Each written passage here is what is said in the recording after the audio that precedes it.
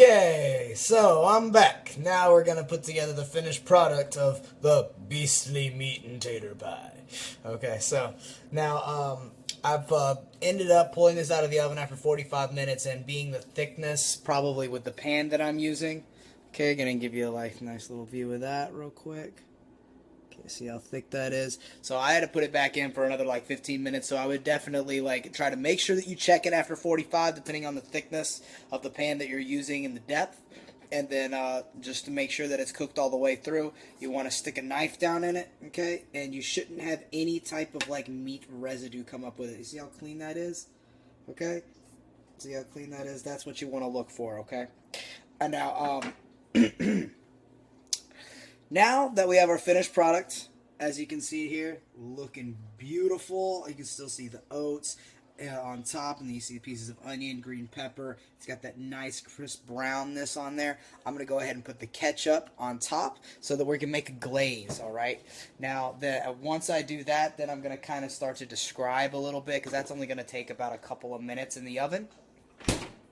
So I still got the oven there at that 350 degrees, as you can see. Okay, I'm going to set you up here. I kind of need my hands right now. Okay. All right, so I'm going to use the ketchup here, and I'm just going to lightly make a couple of lines up and down, and then I'm going to spread it across nicely with a white spatula. Okay. I'm going to show you this, so don't worry. You get to see. You get to see. Hold your horses. All right. Let's take a look. So you see what I've done? I've kind of made some squiggles. Now I'm just going to take this white spatula and start to glaze it across, okay? You don't need a whole lot. You can put a little bit more, it's up to you, what you desire. Just make sure that you realize you're adding more calories the more of this that you put on, okay? Now, some of you may want to use more, some may use less. I'm actually going to put on just a slight bit more on just one area. Oh, that's my chest high, sorry. Alright, looking down. Okay. Come on. There we go. Alright. So now that I got that, I'm going to add that on. Oh, there we go. There we go. Okay, making sure it gets all nice and covered. Oh, that's looking great. Okay. I don't want to make a mess. I just cleaned all this, so I'm going to put that in the sink. Alright. I don't want to set you up behind there because I don't have the case on and the phone might fall behind the oven, and then we're really screwed. Alright, so what I'm going to do, got my pot holders, open up the oven. We're going to shove this bad boy back in here. Okay? And we're only going to need the really glaze for about 2 minutes. So while this is going to be glazing, I'm going to kind of describe how I made the mashed potatoes, okay? Because I made them a little differently than most people do. First and foremost, what I did was I mashed them. What I did was I used this little guy, and no, I'm sorry, I do not know what the name of this thing is, but you can find them at Walmart, and you can find them. You can find these at the freaking Dollar Tree. Okay, it doesn't take much. So what I did was I had my whole potatoes in here, and I was just stabbing them and mashing them down, kind of twisting it a little bit, and then instead of using butter, this is what I used. Okay, I used coconut oil. All right. Now, it doesn't add a coconutty flavor. Don't worry, you're not going to have that. Most coconut oils, especially if you get a nice refined one or an organic one, are not going to have a coconutty flavor. It's just going to have a little bit of that texture added into the oil. But once it breaks down, it's just like a normal oil. Okay. Then what I did was I add a little bit of skim milk. Okay. I use as little fat as possible because you're definitely going to get some of the fat from the coconut oil, okay? But that's a good fat. Even though it's a saturated fat, your body knows how to absorb it, okay? So you have to just be careful with what fats that you are using and how you use them. Coconut oil is actually a really good substitute for butter. Sometimes I'll put it on my vegetables. Sometimes you just want that little, instead of having your vegetables be so plain and dry, sometimes you want to add a little bit of that nice coating that butter kind of adds to it. Yeah, yeah, I know butter has a little bit of a flavor, but if you're going to use butter, the best thing you can do is use an all-natural butter like Irish butter, which is actually from grass-fed cows. And that's going to be your best option, okay? You can also always look for something that is like olive oil based, okay? Because olive oil is going to be another healthy fat, and that's something you can use. Hey, Mike, what's going on, man? See you're watching. What's going on? All right, so I work with him. He's cool. So this is the end result, okay? The other thing I did was I went ahead and got my hand mixer, mixed those up just to make the process a little easier because I'm not the kind of guy that likes big lumps on my mashed potatoes, okay? So our glaze is done.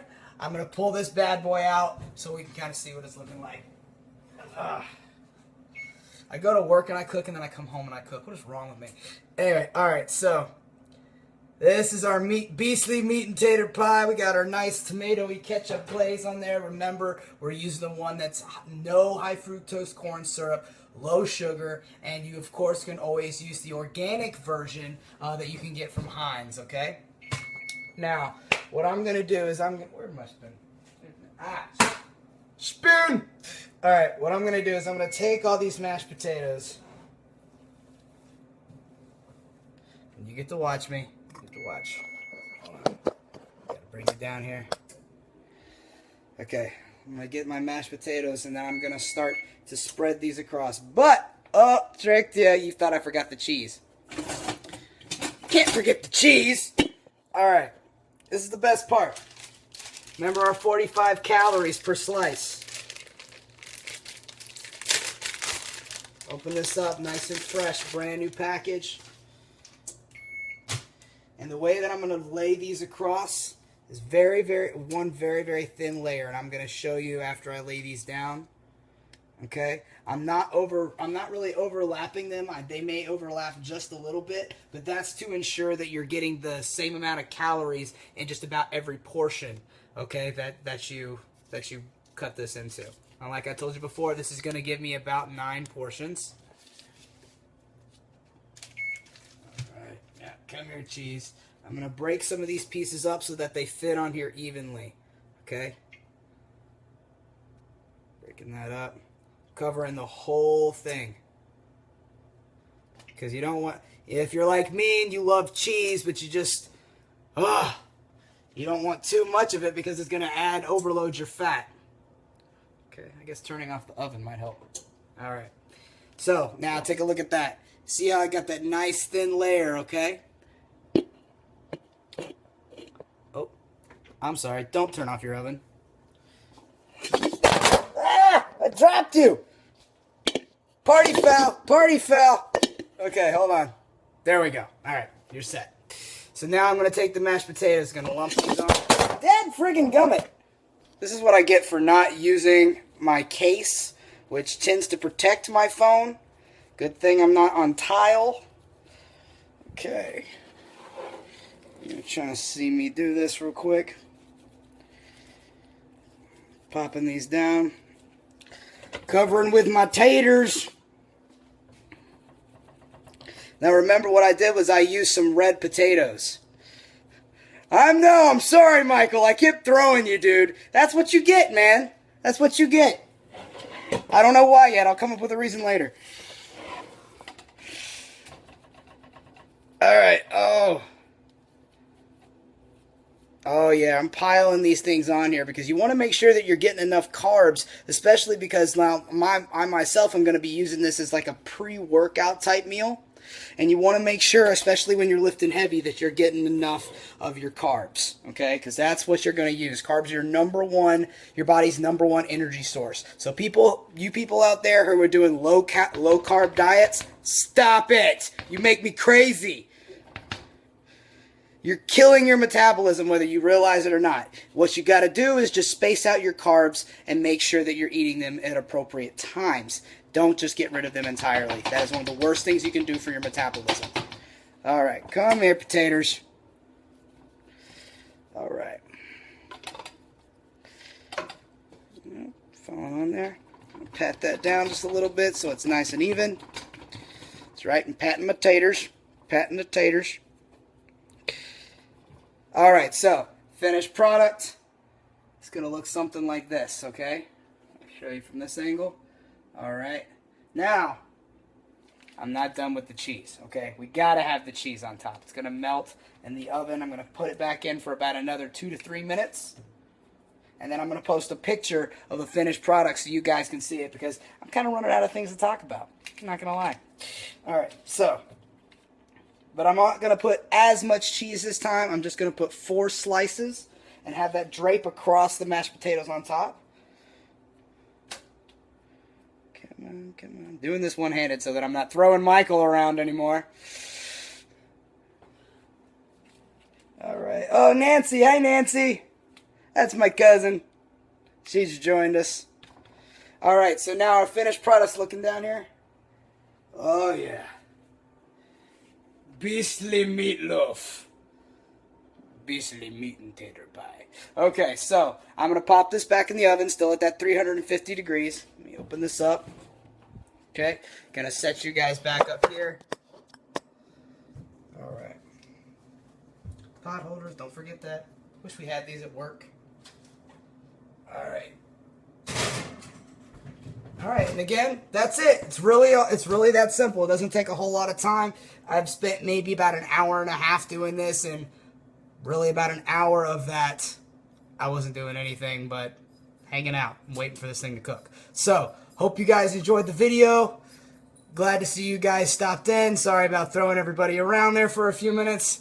Technical difficulties. We'll be improving on that as soon as I get a little kickstand. But, hope you guys have a great night. Again, if you have any questions, feel free to always message me. I'm happy to answer any questions you might have to help you guys get healthier. You guys have a wonderful night. How do I stop this thing? There it is. Finish. Okay, finish. Bye.